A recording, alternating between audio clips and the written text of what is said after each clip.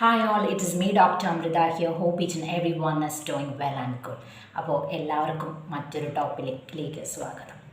അപ്പോൾ ഞാൻ ഇന്നത്തെ വിഷയം നിങ്ങളെല്ലാവരും കേട്ടിരിക്കുന്ന ഒരു ഫേമസ് ആയിട്ടുള്ള ഒരു സംഭവത്തെ അടിസ്ഥാനമാക്കിയിട്ടാണ്.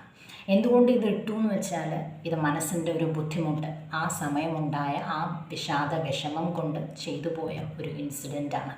അപ്പോൾ അത് മനസ്സിന് വളരെയധികം നമ്മുടെ മൈൻഡിന് കൺട്രോൾ ഇല്ലെങ്കിൽ ആർക്കും എപ്പോൾ വേണമെങ്കിലും സംഭവിക്കാൻ സാധ്യതയുള്ള ഒരു ഇൻസിഡൻറ്റിനെ പറ്റിയിട്ടാണ് കേട്ടോ. അപ്പോൾ നമ്മൾ ഇത് കണ്ടിട്ടുണ്ട്, എല്ലാവരും കണ്ടു, യൂട്യൂബിൽ ന്യൂസ് പേപ്പറിലൊക്കെ കണ്ട കേസ് തന്നെയാണ്. അതീവ സുന്ദരിയായ ഒരു 24 വയസ്സുള്ളൊരു പെൺകുട്ടി, കണ്ടാൽ നമ്മുടെ നടി അനശ്വരിയെ പോലെ ഇരിക്കുന്ന അല്ലേ, എന്ത് ലാളിത്യമുള്ള മുഖമാണ്. അപ്പോൾ IB ഓഫീസറായിരുന്നു. ഒരു ചെറിയ പ്രായത്തിൽ തന്നെ ഇത്രയും മിടുക്കി ഒരു IB ഓഫീസർ ആവുക എന്ന് പറയുന്നത് ഒരു ചില്ലറക്കാരിയല്ല. അപ്പോൾ ഇത്രയും സുന്ദരിയായ ഒരു പെൺകുട്ടി ഇത്രയും ചെറുപ്പത്തിൽ വളരെ മിടുക്കിയായിരുന്നു. ചെറുപ്രായത്തിൽ സർക്കാർ ഉദ്യോഗവും കിട്ടി. അപ്പോൾ സംഭവിച്ചത് എന്താണ്, നമുക്കാർക്കും ഓർക്കാൻ കൂടി വയ്യാത്ത വിഷമമുള്ള ഒരു സന്ദർഭം. അപ്പോൾ ഇതിന് നമുക്ക് എന്ത് മനസ്സിലാക്കാം? സൗന്ദര്യമോ പണമോ ഒന്നുമല്ല. അപ്പോൾ ഇന്നത്തെ കാലഘട്ടം എടുത്തു നോക്കിയാൽ ഒരുപാട് പയ്യന്മാർ ഏറ്റവും കൂടുതൽ കൊതിക്കുന്ന എന്താണ്, ഡിമാൻഡ്സ് എന്താണ്? അതീവ സുന്ദരിയായ പെൺകുട്ടി വേണം, ഇത്ര മുടി വേണം, മാനിനെ പോലത്തെ കണ്ണ് വേണം അല്ലേ, ഒരുപാട് ഡിമാൻഡ്സാണ്. അതോടൊപ്പം പിന്നെ സർക്കാർ ജോലി വേണം, ഒരു 5 അക്കം ഡിജിറ്റുള്ള പൈസ കിട്ടുന്ന ജോബായിരിക്കണം. ഇതൊക്കെയാണ് എന്താണ് ഡിമാൻഡ്സ്. അപ്പോൾ ഇതൊക്കെ ഉണ്ടെങ്കിൽ എന്താണ്, ജീവിതം എല്ലാം തികയുന്നതാണോ? ഒരിക്കലുമല്ല. അത് മനസ്സിൻ്റെ വിഡ്ഢിത്തമാണ്. അപ്പോൾ ഇത്രയും പണമുണ്ട്, സൗന്ദര്യമുണ്ട്, അപ്പോൾ എല്ലാം ആയോ? ഒന്നും ആയില്ല. അപ്പോൾ ഇതുണ്ടെങ്കിലും ജീവിതം ശൂന്യമാണ് എന്ന് നമുക്ക് കാണിച്ചു തന്ന ഒരു സംഭവമായിരുന്നു ഇപ്പോൾ കഴിഞ്ഞത്. അതിൻ്റെ അച്ഛന് വളരെ എഡ്യൂക്കേറ്റഡ് ആയിട്ടുള്ള IT-യിലെ പ്രിൻസിപ്പളായിരുന്നു, അമ്മയും ഗവൺമെൻറ് ഉദ്യോഗസ്ഥയായിരുന്നു. ഒരൊറ്റ മകളെ ഉണ്ടായിരുന്നുള്ളൂ. അപ്പോൾ നന്നായിട്ട് ലാളിച്ച് വളർത്തിയ ഒരു മകൾ. അപ്പോൾ ഒരു വർഷത്തിൽ ഉണ്ടായ ഒരു റിലേഷൻഷിപ്പിൻ്റെ ബേസിസിൽ ഒരു പ്രശ്നത്തിലാണ് ഇത് ചെയ്തത് എന്ന് നമ്മൾ കേൾക്കുന്നു. നമുക്ക് ഒന്നും 100% പറയാൻ പറ്റില്ല ഇത് തന്നെയാണെന്ന്. കാരണം നമ്മൾ അവരെ കണ്ടിട്ടുമില്ല, സംസാരിച്ചിട്ടുമില്ല. അപ്പോൾ നമ്മുടെ ഈ ഒരു കേൾക്കുന്നത് വെച്ചിട്ട് നമ്മൾ പറയാണല്ലേ. അപ്പം ഇവിടെ നമുക്ക് ഒരു കാര്യം ഉറപ്പായിട്ടും പറയാം, ആ കുട്ടി ട്രെയിൻ ചാടിയാണ് ആത്മഹത്യ ചെയ്തത്. ഈ ട്രെയിൻ ചാടി ആത്മഹത്യ ചെയ്യുക എന്ന് പറഞ്ഞാൽ അത് എല്ലാവർക്കും ഒന്നും പറ്റത്തില്ല. അത്ര ധൈര്യം വേണം. നിങ്ങളൊന്ന് ആലോചിച്ച് നോക്കൂ, ഇത്രയും സ്പീഡിൽ വരുന്ന ട്രെയിനിൻ്റെ മുൻപിൽ. അപ്പോൾ ആ നിമിഷം ആ കുട്ടിക്ക് എന്തോ മാനസികമായ ഒരു ബുദ്ധിമുട്ടുണ്ടായി. അപ്പോൾ ആ നിമിഷ നേരത്തിൽ തോന്നിയതാകാം, അങ്ങനെ ചാടുകയാണ്. അപ്പോൾ ഒന്ന് ആലോചിച്ച് നോക്കണം, ആ ഒരു നേരത്ത് ഉണ്ടായ വിഷമത്തിൻ്റെ പേരിൽ ചാടുന്നത് ഇത്രയും സ്പീഡായിട്ട് പോകുന്ന ട്രെയിൻ. ആ ചാടാൻ കാണിച്ച ആ ധൈര്യത്തിൻ്റെ ഒരു ധൈര്യമുണ്ടെങ്കിൽ ഇപ്പം എന്താണോ ആ ഫോണിൽ ഉണ്ടായ പ്രതിസന്ധി അതിനെ തരണം ചെയ്യാൻ അത്രയും ഒരു ആവശ്യം മാത്രമേ ഉണ്ടായിരുന്നുള്ളൂ അല്ലേ. അതായത് ഞാൻ പറയാൻ ഉദ്ദേശിച്ചത് ഈ ട്രെയിനിൻ്റെ മുന്നിൽ ചാടുക എന്ന് പറഞ്ഞത് ഒരു സിമ്പിളായിട്ടുള്ള കാര്യമല്ല. ഒന്ന് ആലോചിച്ച് നോക്കൂ, എത്ര കിലോമീറ്റർ സ്പീഡിൽ വരുന്ന ഒരു ട്രെയിനാണ്. ചാടുക എന്ന് പറഞ്ഞാൽ നമ്മുടെ ഹോൾ ബോഡി അല്ല. വിചാരിക്കുന്ന എന്താണ്, ഓടിക്കൊണ്ടിരിക്കുന്ന ഹൈ സ്പീഡിൽ ഓടിക്കൊണ്ടിരിക്കുന്ന ആ ട്രെയിനിൻ്റെ മുന്നിൽ ജസ്റ്റ് ഒന്ന് ചാടിയാൽ എത്രയും പെട്ടെന്ന് മരണം അങ്ങ് ഡിമ്മായി പോവുമല്ലോ എന്നായിരിക്കും വിചാരിച്ചുകൊണ്ട് അല്ലേ ഏറ്റവും ഫാസ്റ്റസ്റ്റ് വേയിൽ മരിക്കാം.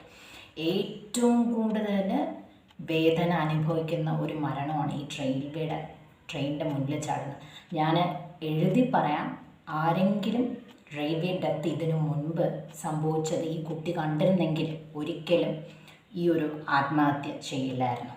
കാരണം റെയിൽവേ കേസസ് കൊണ്ടുവരുമ്പോൾ നമുക്കറിയാം, ചില കേസസിൽ തലയില്ല, ചില കേസസിൽ കൈയില്ല, പോലീസ് എല്ലാം ബാഗിലാക്കി കിട്ടുന്ന പാർട്സാണ് കൊണ്ടുവരുന്നത്. അപ്പോൾ വളരെ വേദനാജനകമായ ഒരു കാഴ്ചയാണത്.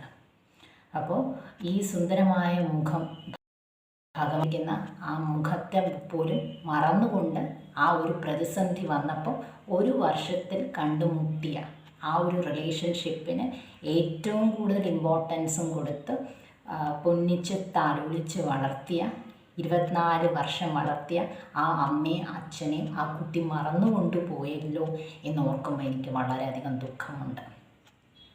എപ്പോഴും മനസ്സിലാക്കുക, ആത്മഹത്യ ഒന്നിനും ഒരു പരിഹാരമല്ല.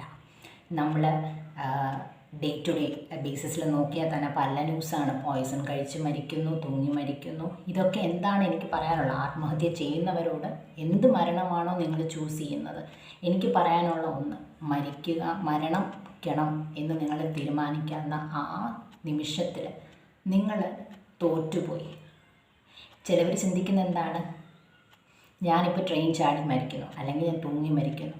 അങ്ങനെ ചെയ്യുമ്പോൾ ആരാണോ വിഷമിപ്പിച്ചത് അയാൾ അനുഭവിക്കട്ടെ എന്ന് വിചാരിച്ചിട്ടാണ് മിക്കവരും ഇങ്ങനെ ചെയ്യുന്നത്. അവർ ആ സമയത്ത് അവർ സന്തോഷിക്കും, മറ്റവർ ഓർത്തോർത്ത് വിഷമിക്കട്ടെ. സത്യം പറഞ്ഞാൽ ആരാണ് ഇവിടെ വിഡ്ഢിയാവുന്നത്? മരിക്കുന്ന ആൾ തന്നെയാണ്, അല്ലേ? അപ്പം ഭഗവാൻ തന്നിരിക്കുന്ന ആ ജീവനെ വേണ്ടാന്ന് വിചാരിക്കുന്ന ആ നിമിഷം തന്നെ നിങ്ങൾ തോറ്റുപോയി. മരണം ഒന്നിനും പരിഹാരമല്ല. ഇപ്പോൾ നമ്മൾ തന്നെ ന്യൂസസിൽ കാണാറുണ്ടല്ലേ, വേറെയും പല പല കേസസിൽ സാമ്പത്തിക ബുദ്ധിമുട്ട് കൊണ്ട് ആത്മഹത്യ ചെയ്തു. അവരും തോക്കുകയാണ്, ജീവിതത്തിലോട്ട് തോക്കുകയാണ്. ഇതൊരിക്കലും ഈ മരിക്കുന്നു എന്ന് പറഞ്ഞാൽ എല്ലാവരുടെ മുന്നിൽ ഫേമസ് ആവാത്ത കാര്യമൊന്നുമല്ല. അപ്പോൾ എപ്പോഴും ആലോചിക്കുക. എൻ്റെ അമ്മ എനിക്ക് പറഞ്ഞു തന്ന ഒരു വാക്ക് ഞാൻ ഓർക്കുന്നു. എൻ്റെ അമ്മ പറഞ്ഞിട്ടുണ്ട്, നമുക്ക് ഭഗവാൻ വായ തന്നിട്ടുണ്ടെങ്കിൽ അന്നം തരാനുള്ള വഴിയും ആ ഭഗവാന് അറിയാം. അപ്പോൾ ഒരു പ്രതിസന്ധി വന്നാൽ, ഇപ്പോൾ സാമ്പത്തികമായ ഒരു തകർച്ച വന്നാൽ ഒരു നിമിഷം മതി. എപ്പോഴും മനസ്സിലാക്കുക, ഒരു നിമിഷം മതി പണം ഉള്ളവൻ ദരിദ്രനാവാനും ദരിദ്രൻ പണക്കാരനാവാനും ഒരൊറ്റ നിമിഷം മതി. പിന്നെ മറ്റൊരു വാക്ക് എൻ്റെ അമ്മ പറയാറുണ്ട്, നമ്മുടെ മനുഷ്യ ആയുസ്സിന് ഒരു നീർക്കുമിളയുടെ ഒരു ലൈഫ് ടൈമേ ഉള്ളൂ, ആയുസേ ഉള്ളൂ. എപ്പോൾ വേണോ ആ കുമിള പൊട്ടിപ്പോവാം. അപ്പോൾ അതിൻ്റെ വില നമ്മൾ മനസ്സിലാക്കണം, എപ്പോഴും മനസ്സിലാക്കണം. അപ്പോൾ ഭഗവാൻ തന്നിരിക്കുന്ന ഈ ശരീരം നമ്മൾ നശിപ്പിക്കാൻ വേണ്ടിയല്ല, നമ്മൾ ആ നല്ല കർമ്മങ്ങൾ ചെയ്ത് അതിൽ നിന്ന് നല്ല ഊർജ്ജമുണ്ടാക്കി മറ്റുള്ളവരെ സഹായിക്കാനും കൂടെ കണ്ടെത്തണം. ഇപ്പോൾ ഇത് ഓർക്കുമ്പോൾ ഞാൻ പറയാം, ഒരുപാട് പൈസ ഉള്ള ആളുകൾ എന്ത് ചെയ്യും? അഹങ്കരിക്കും. അവർക്ക് ഈ ലോകം എല്ലാം കീഴ്പ്പെടുത്താം, അവരുടെ കയ്യിലാണ് ഈ ലോകം, പണമാണ് എല്ലാം എന്ന് വിചാരിച്ചുകൊണ്ടിരുന്നാൽ എന്താണ്? ഞാൻ പറയും, അവർ ഏറ്റവും വലിയ വിഡ്ഢിയാണ്. കാരണം ഒരൊറ്റ നിമിഷം മതി എത്ര ഉണ്ടാക്കിയ കണ്ണടയ്ക്കുമ്പോൾ പോവാൻ. ഞാൻ നിങ്ങൾക്കൊരു എക്സാമ്പിൾ പറഞ്ഞുതരാം. നമ്മളിപ്പം ഒരുപാട് കേസസ് കേൾക്കുമ്പോൾ കേട്ടിട്ടുണ്ടാവും അല്ലേ, ഒരു പണക്കാരനായിട്ടുള്ള പുറത്തെവിടെ വിദേശത്ത് പോയി, ഭയങ്കര പൈസക്കാരനായിരുന്നു. ആരോ ഒരാൾ അയാളുടെ ബാഗിൽ ഡ്രഗ്സ് ഇട്ട് കൊടുത്തു. അപ്പോൾ എന്ത് പറ്റി? അവിടെ വിജിലൻസ് അവിടെ എയർപോർട്ടിൽ അവർ ചെക്ക് ചെയ്തു, ഇത് കണ്ടുപിടിച്ചു. അപ്പോൾ എന്തായി? പിന്നെ അവർ വിദേശ രാജ്യമായിരുന്നു, കൊണ്ടുപോയി ജയിലിൽ അടച്ചു. അപ്പോൾ എത്ര വർഷം പോയി? ഇപ്പോൾ ഇത്രയും ഒരു പണക്കാരനാണ്, അയാൾ ഒരു തെറ്റും ചെയ്തില്ല. പക്ഷെ എന്ത് ചെയ്തു? ശത്രു ഈ ഒരു ഡ്രഗ് ഇട്ട് കൊടുത്തു. അപ്പോൾ ഇത്രയും പൈസ ഉള്ള ഒരാളാണ്, ഒരു നിമിഷം മതി എല്ലാം നശിച്ചു പോയി. പക്ഷേ ഈ കാര്യത്തിൽ ഇദ്ദേഹം നിരപരാധിയായിരുന്നു. പൈസ വരുന്നതും പൈസ പോവാനും ഒരൊറ്റ നിമിഷം മതി. അപ്പോൾ പിന്നെ ജീവിതത്തിന് അത്രയേറെ ഇമ്പോർട്ടൻസ് ഉണ്ട്. അപ്പോൾ ഇങ്ങനെയുള്ള വിഷമങ്ങൾ ഇനിയും ഉണ്ടാവാതിരിക്കണമെങ്കിൽ നമ്മൾ ഓരോരുത്തരും നമ്മളിലേക്ക് നോക്കണം. നിങ്ങളെ ഒരുപാട് കുറ്റം പറയുന്നവരുണ്ടാവാം. ചില സ്ഥലത്ത് ഞാൻ ബോഡി ഷെയ്മിങ്സ് അല്ലേ ഒത്തിരി പറഞ്ഞു കേൾക്കുന്നുണ്ട്, നിങ്ങൾ മെലിഞ്ഞിരിക്കുന്നു അല്ലെങ്കിൽ വണ്ണം വയ്ക്കുന്നു, ഫുൾ നെഗറ്റീവാണ്. ഞാൻ ഓർക്കുന്നു, എൻ്റെ ഒരു ഫ്രണ്ട് പണ്ട് പറഞ്ഞതാണ്, അവർ ഒരുങ്ങി ഒരു കല്യാണത്തിന് പോയി. അപ്പോൾ എനിക്ക് ഏറ്റവും ഇഷ്ടമുള്ള ഒരു ഡ്രസ്സാണ് ഡോക്ടറെ ഞാൻ ഇട്ടത്. പക്ഷേ എൻ്റെ നാത്തും കണ്ടപ്പോൾ പറയാണ്, അയ്യോ നിന്നെ കാണാൻ ഇതെന്താ കരിവാളിച്ച് പോയല്ലോ. ഇത് കേൾക്കുമ്പോഴെന്താണ്? ഫുൾ നെഗറ്റീവായി. അപ്പോൾ ഇങ്ങനെ മനസ്സ് വിഷമിക്കേണ്ടതാണോ? അല്ല. അപ്പോൾ നമ്മൾ ടോപ്പിക്കിൽ നിന്ന് ഡീവിയേറ്റ് ചെയ്ത് പോയി, നമുക്ക് തിരിച്ചു വരാം. അപ്പോൾ ഇവിടെ എനിക്ക് പറയാനുള്ളത്, എന്തുകൊണ്ട് ഇങ്ങനെ ഇവിടെ ഒരു ആത്മഹത്യ സംഭവിച്ചു എന്നത് ആ ഒരു നിമിഷം. അപ്പോൾ നമ്മുടെ ടോപ്പിക്ക് വൈൻഡപ്പ് ചെയ്യാൻ സമയമായി. അതിനു മുൻപ് എനിക്ക് പറയാനുള്ളത്, നമുക്ക് മനസ്സിന് വിഷമം ഉണ്ടെങ്കിൽ എപ്പോഴും ഒരു സപ്പോർട്ട് അത്യാവശ്യം തന്നെയാണ്. അപ്പോൾ മറ്റൊരാളായിട്ട് ഷെയർ ചെയ്യുക. അപ്പോൾ നിങ്ങൾ വിചാരിക്കും, എനിക്ക് ഷെയർ ചെയ്യാൻ ആരും തന്നെ ഇല്ല.